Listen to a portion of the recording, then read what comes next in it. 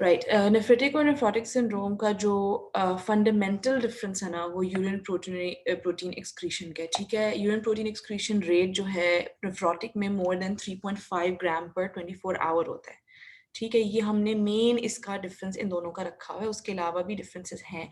तो इसका less than वो होगा 3.5, ठीक है, और इसका मोर देन 3.5 ग्राम पर 24 आवर्स होगा। तो इसमें होगा हमारे पास माइक्रो एल्ब्यूमिनूरिया नेफ्रेटिक में, और नेफ्रोटिक में मैक्रो,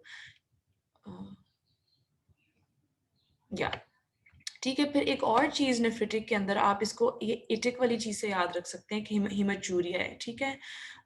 इन्फ्लेमेटरी प्रोसेस है और वहाँ पे हिमेचूरिया जो है वो नेफ्रेटिक में जो एक है फाइंडिंग, ठीक है। तो यहाँ पे पैथोजेनेसिस पे देख लेते हैं, inflammation of the glomeruli due to any causes of glomerulonephritis, and nephrotic is abnormal glomerular permeability, ठीक है।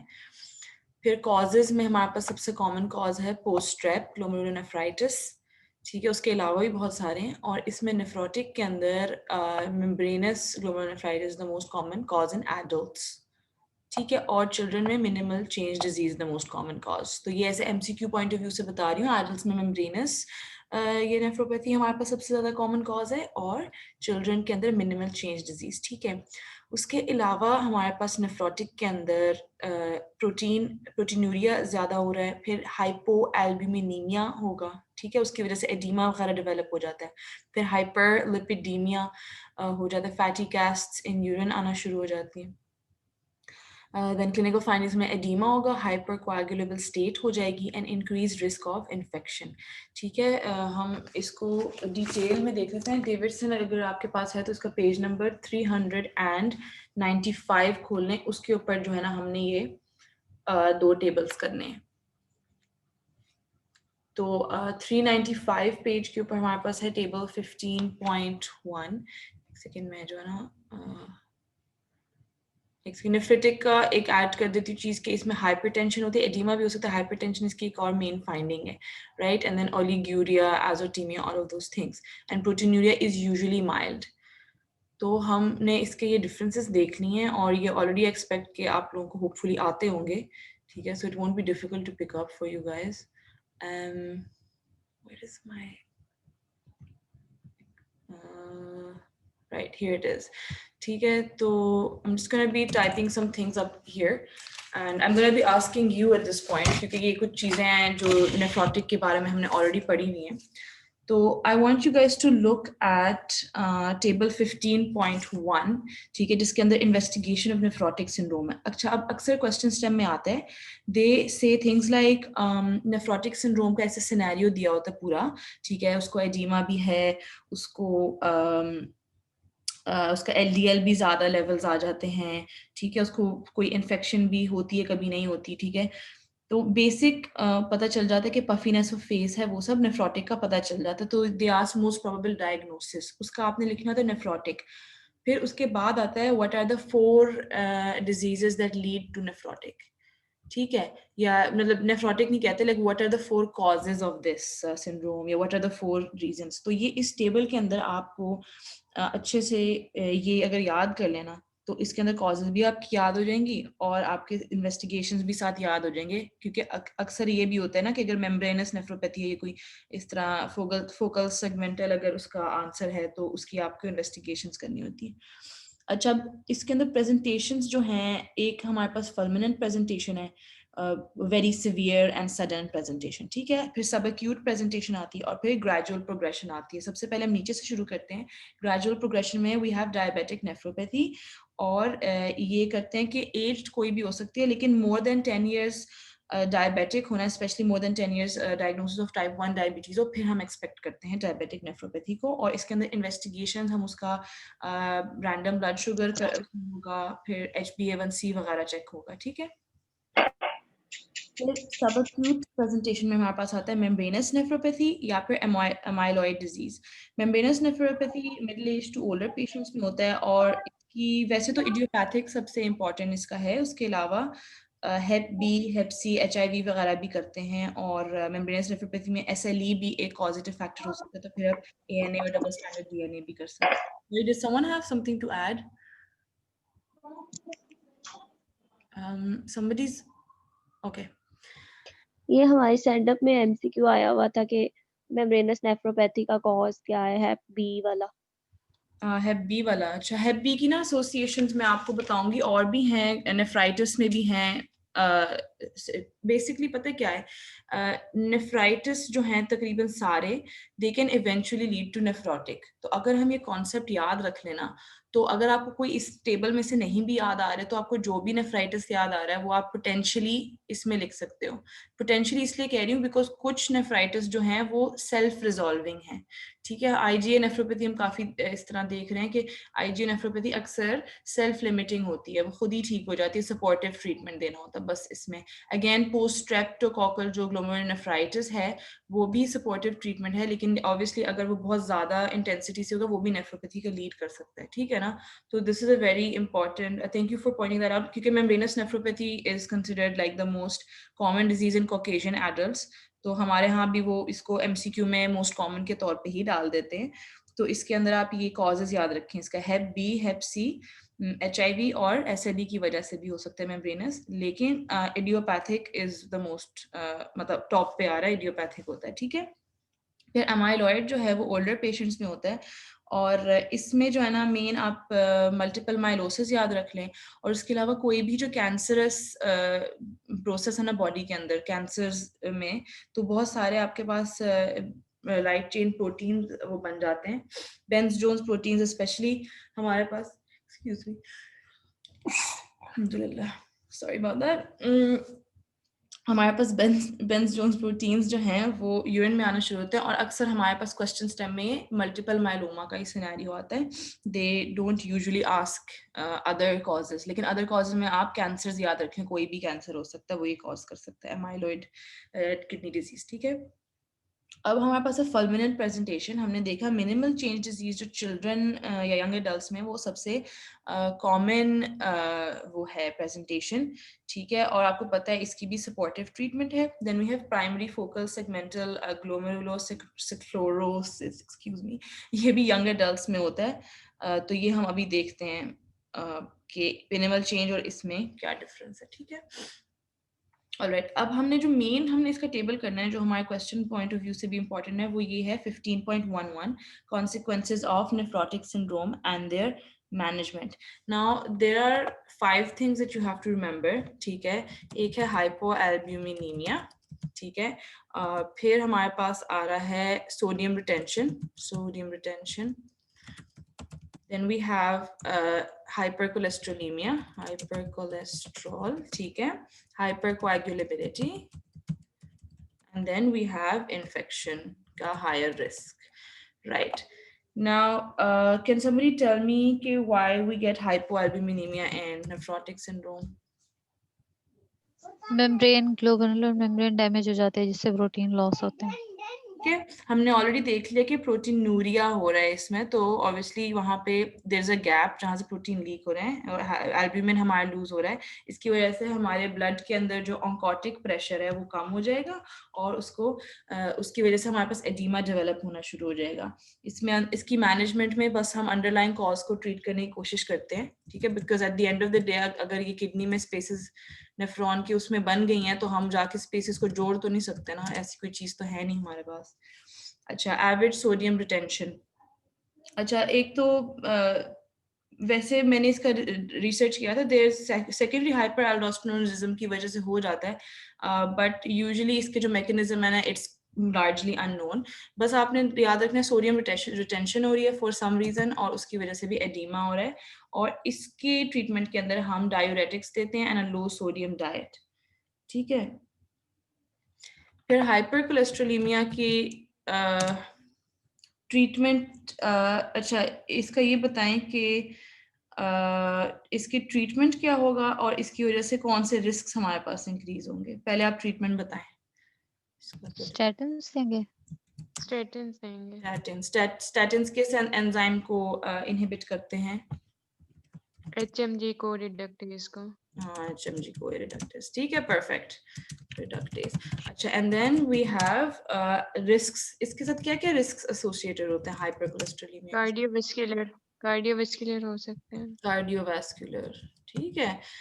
Anything that leads to anything that causes atherosclerosis leads to cardiovascular risk, ठीक है। हाइपरकोलेस्टेरोलेमिया एथेरोस्क्लेरोसिस कर रहा है, फिर आप उसके अंदर MI, arrhythmia, angina, the list goes on, ठीक है।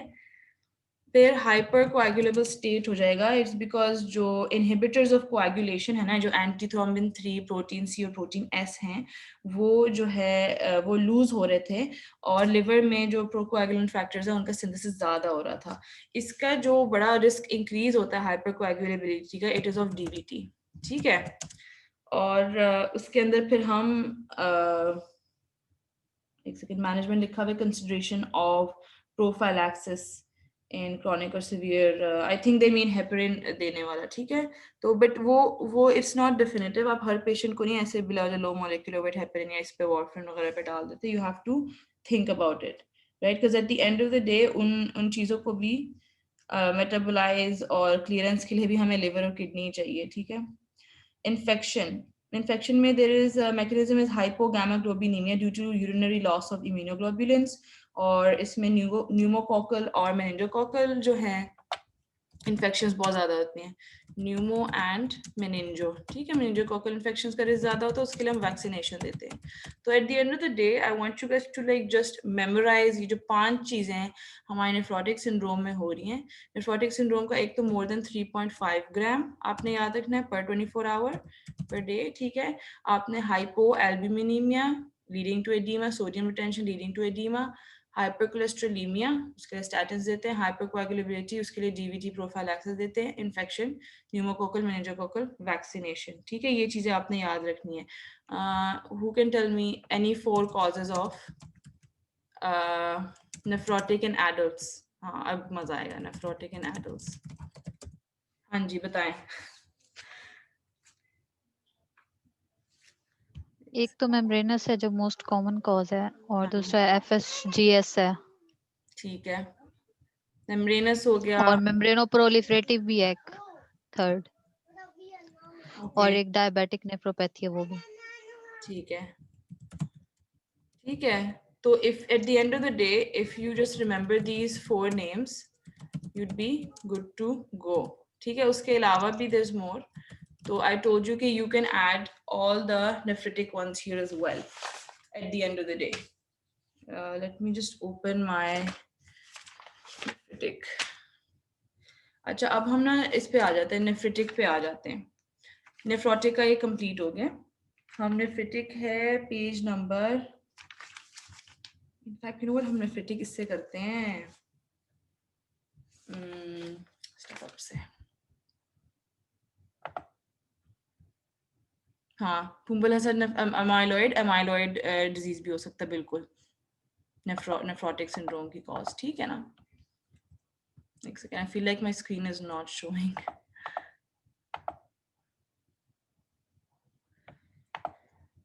Okay, we have our glomerular diseases over here. अब नजर आ रही है स्क्रीन? आ रही है नजर। Membranous, membranoproliferative, diabetic and fourth कौन सा बताया? Focal segmental glomerulosclerosis, ये वाला एक है।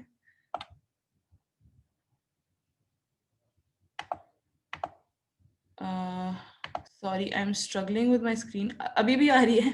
I feel like it changed something और अब नहीं नजर आ रही होगी। आ रही है। अच्छा ठीक है। अच्छा, मिनिमल चेन डिजीज से करते हैं। मोस्ट कॉमन जो है चिल्ड्रन के अंदर नेफ्रोटिक सिंड्रोम है, ठीक है, और हॉजकिन और नॉन हॉजकिन लिम्फोमा की इसके साथ एसोसिएशन है, ठीक है। लाइट माइक्रोस्कोपी पे कोई एबनॉर्मैलिटी नहीं होगी, ठीक है। इसके अंदर हम बायोप्सी लेंगे। ये जो सारे हमारे पास ये नेफ्रिटिक है ना, अक्सर में the best investigation is biopsy. This doesn't mean Just you not have like that. After light and electron microscopy, you will start with the corticosteroids, and if the person doesn't respond, like 8 to 4 weeks के बाद दोबारा आता है and symptoms continue, then you take renal biopsy. Yeah, I was gonna get to that point. I was just talking generalized. हाँ, glomerulonephritis में the main investigation of choice अगर वो कभी आपसे पूछ लें तो at the end of the day it is renal biopsy, क्योंकि उसके अलावा आपको पता नहीं चलेगा. As Pumbal has said, what we clinically do is जब भी कोई बच्चा हमारे पास nephrotic syndrome के साथ आता है, because it is the most common cause, unless and until proven otherwise, हम उसको minimal change disease ही consider करते हैं और हम उसको treatment शुरू कर देते हैं. ठीक है, तो हम उसको पहले हम steroid therapy देते हैं, and this is very responsive to steroid therapy, minimal change disease. ठीक है, और उसके बाद अगर 4 to 8 weeks बाद हमारे पास improvement नहीं आ रही, तो हम उसकी फिर बायोप्सी की तरफ जाते हैं. But biopsy how do I say this? Biopsy is the best way to find diagnosis, but it's not the way that we use because of the risks associated with it. So you can think of it as biopsy is gold standard, but हम सब किसी में करते नहीं है. और हमारे बहुत सारे डिजीजेस में मेडिसिन में ऐसे हैं कि जो गोल्ड स्टैंडर्ड इन्वेस्टिगेशन है वो जरूरी नहीं है हम शुरू में करें. शुरू में हम थोड़े कंजर्वेटिव मैनेजमेंट की तरफ जाते हैं. ठीक है, I'll give you an example of post-streptococcal glomerulonephritis. उसके अंदर if they ask you which is the investigation जिसपे आपको पक्का पता चल जाएगा किडनी में क्या मसला चल रहा है, तो वो रीनल बायोप्सी होगी. लेकिन भाई हम क्यों करें renal biopsy? If it's post streptococcal, हम इजीली उसके ब्लड के अंदर ASO टाइटर करवा लें, हम वो एंटी DNAs, वो जो एंटीबॉडी है वो करा लें. ठीक है ना, तो that's the basic concept. Either way you'll see कि हर उसके बायोप्सी के जो आपको रिजल्ट्स हैं, एक हमारे डेविडसन में बड़ा जबरदस्त टेबल बना हुआ है. बायोप्सी के रिजल्ट्स आपने याद करने हैं. ठीक है, कि बायोप्सी पे हमें क्या नजर आ रहा है, इम्यून डिपॉजिट्स कैसे हैं या फिर उसकी अपीयरेंस कैसी है, वो आपको याद करना पड़ेगा. Either way, right. तो इसके अंदर जो लाइट माइक्रोस्कोपी है उसके ऊपर कुछ नजर नहीं आता, लेकिन जब इलेक्ट्रॉन माइक्रोस्कोपी करते हैं तो you find fusion of the food processes, जिनको हम पोडोसाइट्स भी कहते हैं, उनके फूड प्रोसेस के फ्यूजन हुआ होता है. ठीक है, responsive to steroid therapy, and I think that's sufficient knowledge for this one. फिर focal segmental के ये फिर adults basically इसमें जो है ना आपने याद रखना है कि glomerulonephritis की जो features हैं, hematuria and hypertension इसमें होंगी. ठीक है, इसका prognosis कोई खास अच्छा नहीं है, ये steroid therapy को resistant होता है, और within 5 to 10 years जो है patients की renal insufficiency हो जाती है, and usually they will have to go for renal transplant. तो आपके पास अगर question आए what is the best renal replacement therapy for a person with any kind of nephritic syndrome, तो you will go for renal transplant. ठीक है, it would be the best one. It doesn't mean कि ये उस वक्त हो सकता है, it just means it's the best one. ठीक है, फिर treatment regimen is controversial, remission, blah blah. ठीक है, फिर आपने उसको supportive treatment भी देनी है. उसकी hypertension थी, उसके लिए आप उसको ACE inhibitors दोगे. हेमेटूरिया रोकने का खास कोई तरीका तो नहीं है, but you can give cytotoxic agents, और अक्सर हम cyclophosphamide यूज करते हैं renal diseases में, steroids और immunosuppressive agents and ARBs. ठीक है, तो ये आपने उसको supportive management देनी है. All right, the next one we have is membranous.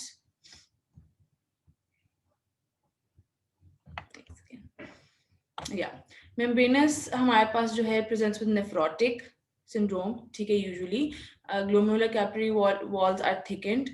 एक सेकेंड, मैंने आपको focal segmental का वो नहीं बताया.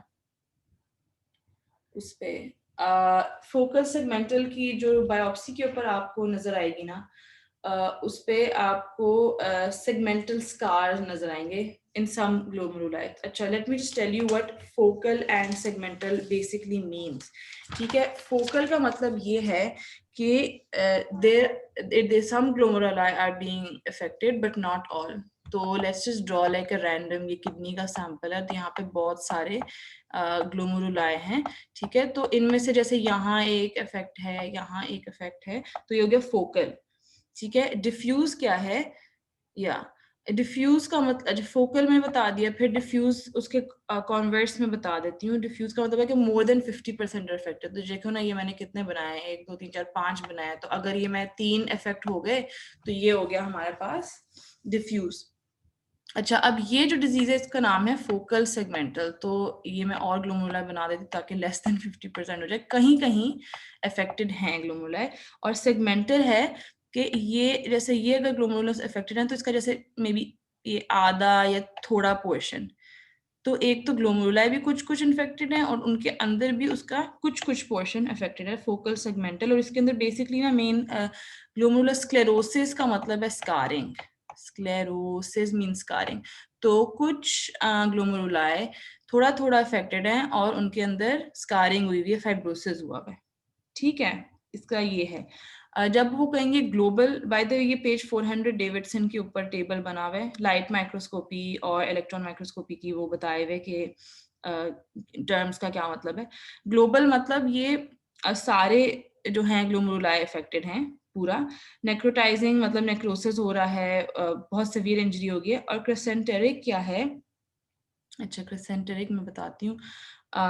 बेसिकली इन्फ्लेमेटरी सेल्स जो है ना वो जमा हो जाते हैं। So this is our glomerulus, ठीक है। और यहाँ पे ना इसके एक साइड पे बहुत सारे इन्फ्लेमेटरी सेल्स जमा हो गए, तो ये इस तरह क्रेसेंट टाइप इसकी पिक्चर बन गई, ठीक है। तो इसका भी जैसे यहाँ पे डिपॉजिट्स हो गए इन्फ्लेमेटरी सेल, तो एक क्रेसेंट शेप पिक्चर बन जाएगी इसकी, ठीक है।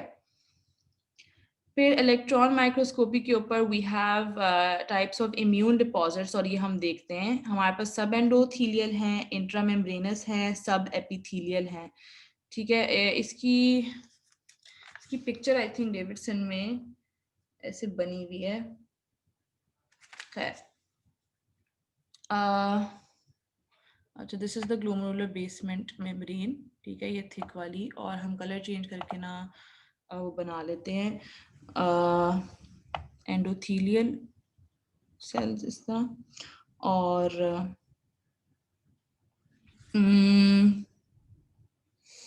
Don't know how to describe it ना, एक सेकेंड। ब्लड वेसल इधर है और ये वोमेन कैप्सूल इधर है, you can think of it like that, ठीक है। तो डिपॉजिट हमारे पास किधर है, सबसे ईजियर है इंट्रामेम्ब्रेनस। तो ये जो ग्लोमेरुलर बेसमेंट मेम्ब्रेन है ना, इसके अंदर यहाँ ये डिपॉजिट आ गया है इंट्रामेम्ब्रेनस।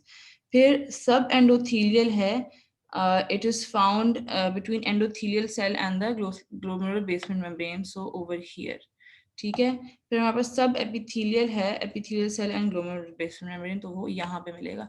खैर ये कॉन्सेप्ट जो है eight the end of the day आपने रट्टा ही लगाना होता है कि कौन सा डिपॉजिट किधर है, क्योंकि उसका कोई रीजन खास नहीं मिलता, बस वो डिपॉजिट वहाँ हो रहे हैं, ठीक है। राइट, इस पेज 398 के ऊपर हमारे पास एक टेबल है, उसके अंदर जो सारी इम्यून डिपॉजिट्स किधर जा रहे हैं और बायोप्सी पे क्या, हिस्टोलॉजी क्या है, उसकी थोड़ी आपको याद करनी पड़ेगी। ये लास्ट ईयर पैथो का जरा एडअप है, ठीक है।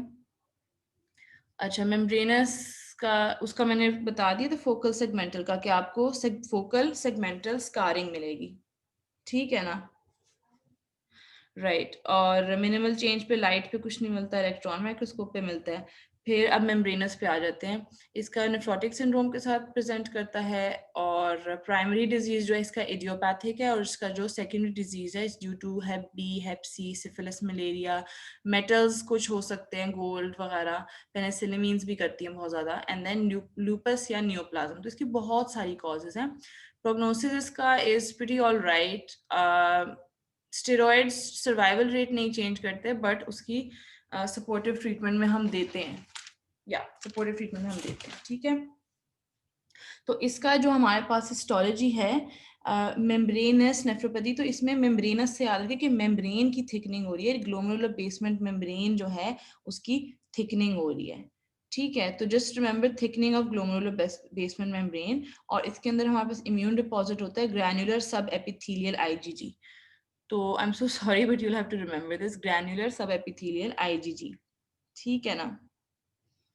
नेक्स्ट हमारे पास आ रहा है IgA नेफ्रोपैथी, और IgA नेफ्रोपैथी मैं आपको पढ़ाना चाहती हूँ अलोंगसाइड हेनॉक शॉनलेन पर्परा, बिकॉज ये दोनों जो हैं इसके अंदर IgA डिपॉजिट होता है किडनी में, ठीक है। बस इसमें IgA नेफ्रोपैथी में ये है कि जो हमारे पास IgA डिपॉजिट हो रहा होगा ना किडनी के अंदर, वो सिर्फ किडनी में ही डिपॉजिट है, वो हर जगह बिला वजह IgA हमारा डिपॉजिट नहीं हो रहा।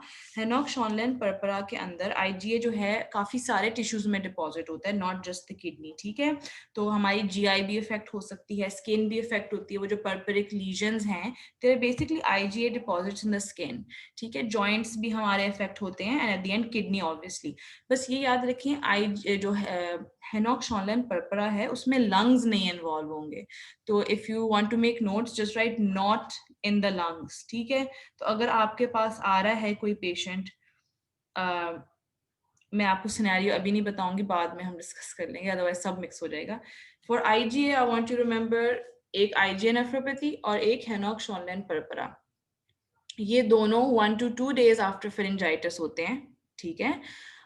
IgA के अंदर ये एक तो most common cause of glomerular hematuria, तो जब भी आपके पास पेशेंट ऐसे प्रेजेंट होगा विद हीमेचूरिया और उसको एक से दो दिन पहले वो हुआ है, कोई एक फेरिंजाइटिस हुआ है, कोई इन्फेक्शन हुआ है, तो आप सबसे पहले इसका IgA नेफ्रोपैथी का ही सोचेंगे, ठीक है। और इसमें renal function is usually normal. It's very important क्योंकि क्वेश्चन स्टेम में आपके पास जो BUN और क्रिएटिनिन रेशियो होगा बिल्कुल वो नॉर्मल रेंज में होगा, लेकिन हीमेचूरिया बहुत ज्यादा हो रहा होगा, ठीक है। फिर मेसेंजियल जब आप बायोप्सी करेंगे तो उसके इम्यून डिपॉजिट्स के अंदर आपको ये मेसेंजियल IgA मिलेगा, ठीक है, और C3 इलेक्ट्रॉन माइक्रोस्कोपी पे। तो दिस इज इंपॉर्टेंट क्योंकि ये वो पूछते हैं mesangial deposition of IgA is diagnostic for this, ठीक है। प्रोग्नोसिस अच्छा है, बस आपने उनको सपोर्टिव ट्रीटमेंट देना है। जैसे अगर IgA नेफ्रोपैथी में वो हीमेचूरिया हो रहा है उसका तो नहीं खैर कुछ कर सकते, लेकिन हाइपरटेंशन अगर हो रही है तो ACE इनहिबिटर्स दे देंगे। फिर उन्होंने कहा है कि अगर बहुत ज़्यादा डिजीज सिवियर हो जाता है तो स्टेरॉइड्स दे दें। ये पूरी रीनल में ना यही है कि बहुत ज़्यादा ख़राब हो रहा है ना काम, तो स्टेरॉइड्स दे दें, इम्यूनोसप्रेसिव दे दें, ठीक है। और इसमें फिश ऑयल्स भी इसके साथ एसोसिएटेड हैं। तो IgA नेफ्रोपैथी का बस याद रखें कि वैसे कंफर्म नहीं है, प्रूवन नहीं है, लेकिन पूरे इस किडनी के चैप्टर में अगर फिश ऑयल्स का वर्ड नजर आए तो वो IgA नेफ्रोपैथी के साथ है, ठीक है, एज अ ट्रीटमेंट। फिर अब हेनॉक शॉनलेन पर्परा में क्या है, मैंने ऑलरेडी बताया कि 1 to 2 days आफ्टर फेरेंजाइटिस होगा। इसमें ऐसे रैश होना शुरू हो जाएगी, बटॉक्स वाली एरिया, लेग्स पे, शिन्स पे रैश होना शुरू हो सकते हैं। और अगर आप उस रैश के अंदर से उसका जैसे लेंगे, उसका बायोप्सी लेंगे, कुछ स्किन को उतार के लेंगे, तो उसके अंदर आपको IgA डेपोजिशन मिलेगा। हाँ, आर्थ्रैल्जियाज भी होंगे, ठीक है। तो इसकी ट्रीटमेंट भी सपोर्टिव है, वो स्पॉन्टेनियसली रिजॉल्व कर जाता है। और दोनों में मोस्ट एक्यूरेट टेस्ट जो है वो बायोप्सी है eight the end of the day, ठीक है। लेकिन ये है कि जब आप इसकी बायोप्सी लेंगे हेनॉक शॉनलेन पर्परा की भी, तो आपको ये IgA डिपॉजिट्स मिलेंगे, लेकिन आप इसको IgA नेफ्रोपैथी से ऑन बायोप्सी डिफरेंशिएट नहीं कर पाएंगे। आपको पहले से क्लिनिकल का पता होना चाहिए कि रैश किस में हो रहा था, ठीक है। तो ये उसका मेन डिफरेंशिएटिंग पॉइंट है, right? So this was for the IgA वाली चीजें. Now we have hereditary nephritis, Alport syndrome. Alport syndrome में एक जीन होता है call A4A5. हाँ, call A4A, excuse me, मुझसे बोला नहीं जा रहा. Call 4A5. I've made the notes somewhere here. I'm just gonna read them out. गुम गए मेरे notes. चलो, I'm going to tell you the top of my head, ठीक है। कॉल 4A5 है, टाइप 4 कोलेजन का बेसिकली मसला हो जाता है। इसके अंदर जो हमारी 3 जगहों पे मेम्ब्रेन्स है ना वो इफेक्ट होती हैं, kidney, year and I. Kidney, year and I, ठीक है। तो किडनी के अंदर हमारे पास बाय द वे ये एक्स लिंक्ड यूजुअली होता है, ठीक है। इन्होंने ऑटोसोमल डोमिनेंट भी है, लेकिन एक्स लिंक्ड जो है सबसे कॉमन है। तो इसमें हमारे पास प्रोग्रेसिव रीनल फेलियर शुरू हो जाता है और सेंसरी न्यूरल हियरिंग लॉस हो रही होती है, ठीक है। And we also may find pyuria. तो इनके अंदर यूजुअली यंग हेल्दी पेशेंट्स होते हैं, और इनका ये है कि इनकी जब रीनल रिप्लेसमेंट थेरेपी करेंगे तो पहले आप डायलिसिस का सोचेंगे, ठीक है। ये बहुत अच्छे कैंडिडेट्स होते हैं डायलिसिस के लिए, क्योंकि यंग अदरवाइज हेल्दी पेशेंट्स होते हैं, ठीक है ना।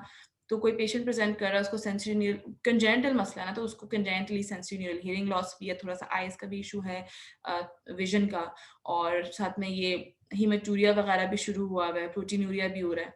तो यू गोना गो फॉर,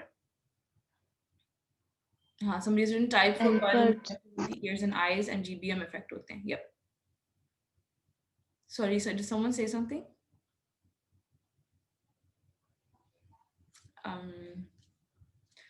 ठीक है, और इसके अंदर फिर आप डायलिसिस की तरफ जाते हैं, but obviously at the end you are going to have to go for renal transplantation. ठीक है, और फिर सपोर्टिव ट्रीटमेंट भी दे सकते हैं अगर हाइपरटेंशन हो रही है अकॉर्डिंगली। ठीक है, हाइपरटेंशन हो रही है उसको सही करें, वो बाकी चीज़ें। मैंने लिखा है नो इफेक्टिव ट्रीटमेंट, या मतलब at the end renal transplant ही करना पड़ेगा। ठीक है, now there are some other things जो इसमें सेकेंडरी ग्लोमेरुलर डिजीजेस, एक सेकंड जी, diabetic nephropathy, hypertensive nephropathy, lupus, membranoproliferative, good pasture तो लाजमी देखना है। No, not this one. This is fine. अच्छा, membranoproliferative जो glomerulonephritis है, it is associated with our hepatitis C infection. मेरी chat गुम हो गई है फिर से। हाँ, ठीक है, it is associated with hep C infection, hep B भी हो सकता है, syphilis, lupus वगैरह भी हो सकता है। It is associated with I swear if I could say these words right, I would be a winner. Cryoglobulinemia, ठीक है, और cryoglobulinemia के साथ I want to talk about हाँ, cryoglobulinemia में purpuric skin lesions भी हो सकते हैं। ठीक है, सबसे कॉमन कॉज इसका हेप सी और हेप बी इन्फेक्शंस हैं। एट दी एंड आपने ट्रीट करना होता है हेप सी को, या जो भी कॉज है, तो जैसे इंटरफेरॉन्स और राइबाविरिन जो उनकी ट्रीटमेंट में देते हैं, इसकी ट्रीटमेंट में दे देते हैं। ठीक है, इसमें अगेन रिमेंबर क्रायोग्लोबुलिनीमिया में we will have purpuric skin lesions as well, joint pain भी होगा। ठीक है, और किडनी डिजीज होगा साथ में, तो you really have to learn to differentiate this. फिर इसकी ट्रीटमेंट में जो एसोसिएटेड ट्रीटमेंट है, इसका वैसे प्रोग्नोसिस बहुत पोर होता है, लेकिन आप कोशिश करते हैं पेशेंट को बचाने की, तो आप उसको स्टेरॉइड्स देते हैं, पल्स स्टेरॉइड्स, मतलब large quantities of steroids, and then plasmapheresis करते हैं इसमें। ठीक है, पेशेंट्स की प्लाज्मा एक्सचेंज कर रहे होते हैं। ठीक है, तो this is membranoproliferative. Then we have post-streptococcal, और ये most common cause of nephritic syndrome है। 10 to 14 days, मतलब basically 1 to 2 weeks after infection होता है, बच्चों में होता है। Hematuria, edema, hypertension, low complement levels, remember this low complement levels, ठीक है। proteinuria होता है। फिर एंटी-स्ट्रेप्टोलाइसिन O इसके लिए चेक करते हैं टाइटर्स के अलावा, वो DNA-As जो है वो भी चेक कर सकते हैं, एंटी-DNA-As। फिर what else is there? हाँ, कोला टी कलर्ड यूरिन, इसमें लिखा हुआ शायद ये, अच्छा, Cola T coloured urine question stem में आता है अक्सर। और हाँ, डिक्रीज्ड कॉम्प्लीमेंट लेवल्स ये आपने याद रखने हैं। बायोप्सी के ऊपर आपको हम्स या lumps of IgG and C3 मिलेंगे। ठीक है, और सेल्फ लिमिटेड डिजीज है, सपोर्टिव ट्रीटमेंट देते हैं वही। हाइपरटेंशन है तो एंटी हाइपरटेंसिस में बेस्ट ऑप्शन हमेशा एस इनहिबिटर्स या ARBs है। ठीक है, फिर लूप डायरेटिक्स एडिमा के लिए देते हैं, और यूजुअली एंटीबायोटिक्स का रोल ऐसे थोड़ा कंट्रोवर्शियल, और स्टेरॉइड्स देते हैं सिवियर केसेस में। ठीक है, ये हम क्वेश्चन स्टेम में इजीली ये हो जाता है। बस इसका और उसका IgA नेफ्रोपैथी का ना अक्सर कंफ्यूजन रहता है, तो अगर आपको फिर भी नहीं समझ आ रही ना, टाइम ड्यूरेशन अगर नहीं दिया हुआ फॉर एग्जांपल, तो आप कॉम्प्लीमेंट लेवल्स का अक्सर पता चल जाता है, इसमें लो होते हैं। ठीक है, next we have Goodpasture syndrome, और इसका भी UQ आया हुआ है गुड पास्चर का। अब I want to go over Goodpasture with Wegener's granulomatosis, because इनकी प्रेजेंटेशन काफी सिमिलर है।